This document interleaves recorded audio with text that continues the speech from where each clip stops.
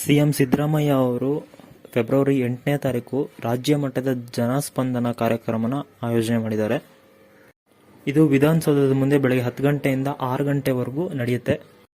ಈ ಒಂದು ಕಾರ್ಯಕ್ರಮನ ಯಾಕೆ ನಡೆಸ್ತಾ ಇದ್ದಾರೆ ಅಂತಂದರೆ, ಸ್ಥಳದಲ್ಲೇ ಪರಿಹಾರ ಅನ್ನುವಂಥ ಕಾನ್ಸೆಪ್ಟ್ನ ಇಟ್ಕೊಂಡು ನಡೆಸ್ತಾ ಇದ್ದಾರೆ.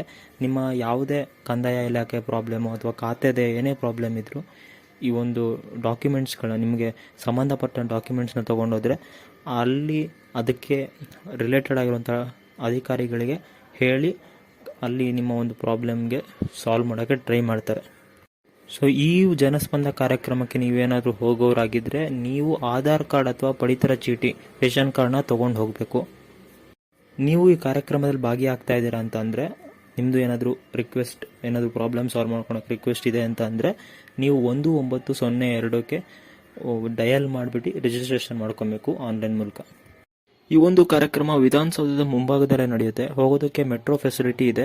ಹಾಗೂ ಬಸ್ನಲ್ಲಿ ಬರೋರಿಗೆ ಹೆಲ್ಪ್ ಆಗಲಿ ಅಂತ ಡೈರೆಕ್ಟ್ ಬಸ್ಸಸ್ ಮೆಜೆಸ್ಟಿಕ್ನಿಂದ ಅರೇಂಜ್ ಮಾಡಿದ್ದಾರೆ.